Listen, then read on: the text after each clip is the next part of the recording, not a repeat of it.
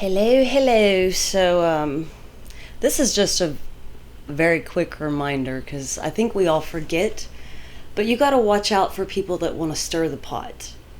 And in that, I mean that they want to disrupt easy going, easy flowing, because they want to maintain your attention, or they don't want other people to come in and possibly occupy your time. They want to keep you all to themselves.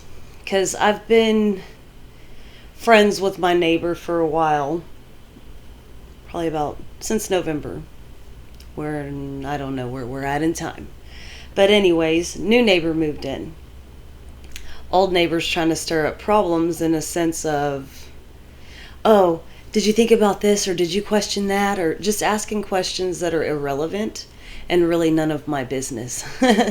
So when it comes down to it, this is what you'd call a pot stirrer. They want to loosen things up to make it bubble. And then eventually what happens?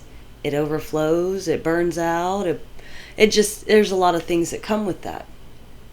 So you have to learn to discern. And that's the hard part. I mean, I've seen this person very clearly since I've known them, but it's the fact that now I've got to watch out, because if you're talking about that person behind my back, then very easily you're talking about me to that person behind my back.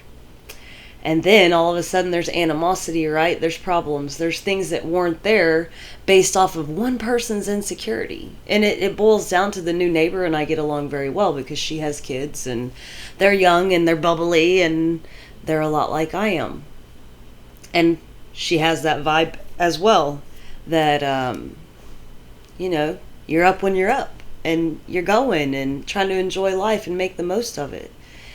So if you find yourself in a situation where there's backstabbing in a way, or potential backstabbing, the best thing you can do is do not entertain those conversations.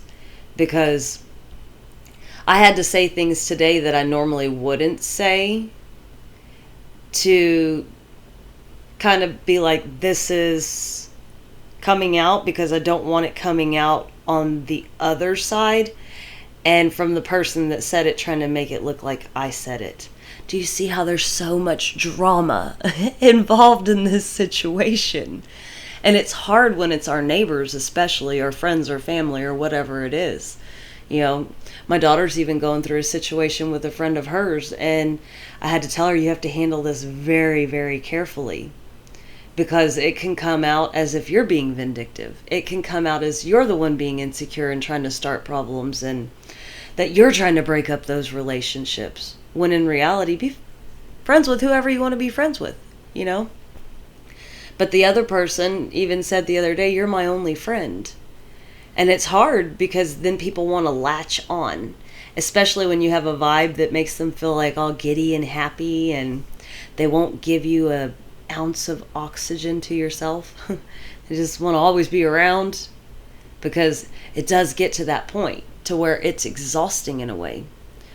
So like I said, use your discernment and start reading the room, reading the people around you, and that helps by being more open with one another, because it's not even being backstabbing or manipulative. In a way, it's getting to know the truth. And I'm not saying go out and blab and do all these things. I'm just saying that if someone opens up to you about something that was being said, then possibly it's time to share the notes that we've taken. Because that's the only way you're going to weed people out. And you don't even have to confront them. Their own behavior, honestly, is going to start creating discomfort in their world, because they're going to have themselves feel less and less welcomed. Because when you go around stirring the pot, people don't want to be around that. People do not want to deal with the drama, the chaos, the insecurity, the hate, all the stuff you bring to the table. They don't want to deal with that. We deal with that all on an outside source when we go to work and we have to deal with the public and things like that. It gets more and more where our homes should be our safe place, not the place that we come and all of a sudden there's just all of this stuff flying at you and you're like, why? Why are you trying to disrupt my tranquil comfort? It just, some people just can't have positive attention. They need any kind of attention, because that's the thing that I've always learned, that attention is attention no matter how you get it, positive or negative, and some people are okay getting it all around. It doesn't mean that we have to be okay with it. Because when we sit there and we actually go, oh, I feel so bad for you, and we dote on those people, then all of a sudden we're telling them, yes, keep acting up. I'll pay you more attention. I'll be more loving and nurturing to you. I've noticed that in relationships that I've had, that I've noticed that in children that I've been around. I've noticed that in adults that are in a younger mentality. I've noticed that in customers at work. It's everywhere. The more you begin to notice certain things, you can't unnotice them. You cannot unsee that which you have seen. So you have to really start paying attention, because the world's changing. The way that people interact is declining, and of course that means that it's changing. We went from having each other's back and being unified and doing things to help balance each other out, whereas now it's like if someone sees that you're balanced, they're like, hey, game on. Let me see how I can knock you off. Okay, so take your immature ass way over there and leave me to my peace. And I think we all need to start getting back to realizing we deserve peace. We deserve good friends. We deserve our soul family to come in and help build us up.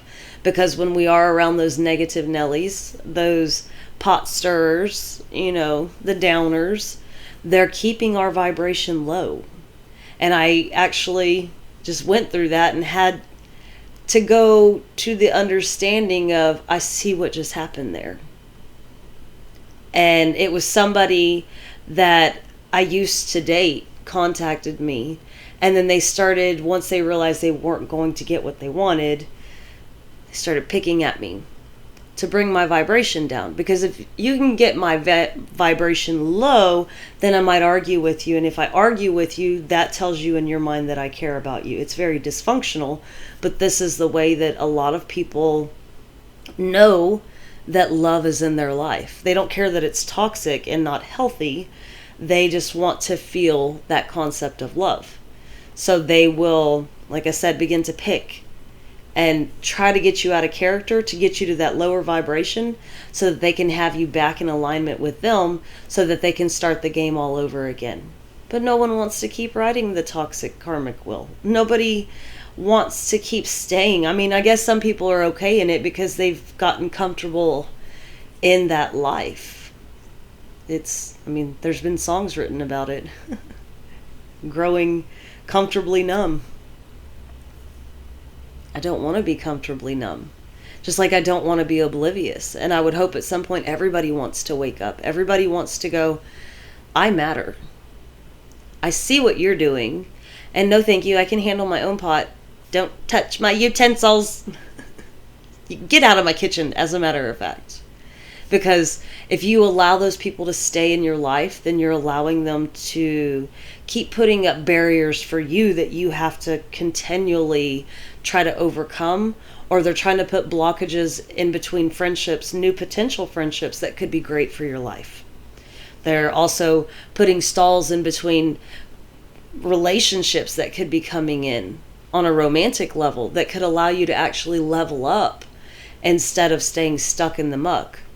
So if you got anybody stirring the pot, just smile, send them off peace, love, and light, and know that you can have a better day without the drama.